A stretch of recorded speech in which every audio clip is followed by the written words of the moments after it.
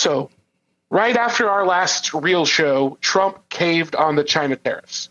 We spoke about Molson Hart's analysis on what would happen if Trump waited until May 31st to roll back tariffs, but he couldn't even make it to May 12th. It was announced that the 145% tariffs would be rolled back for 90 days starting on May 14th, leaving the overall tariff rate on China at about 30%. So it's almost as if Trump listened to us, or at least every single economist and market maker in the world.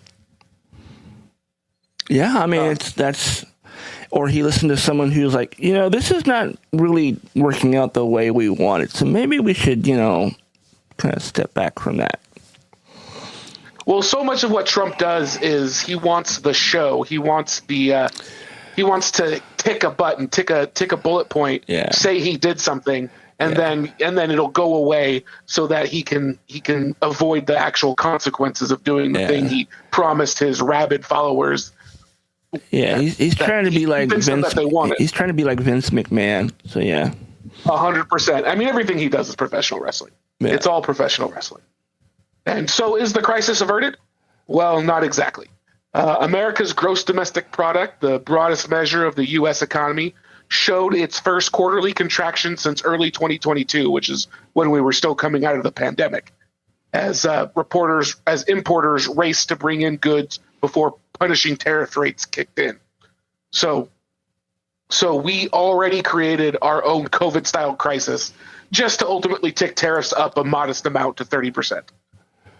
It's not going to be enough to bring back manufacturing. It's not going to be enough to change the way we do business. It is enough to completely fuck people over. Yeah. And according to NPR, the 145% tariff rate, it already did its damage. Some companies got really unlucky, like those whose goods arrived at U.S. ports just before the pause. So as an example that NPR provides, if a medium-sized company had $1 million worth of goods imported, they had to pay an extra $1.5 million on top of that just for a tariff.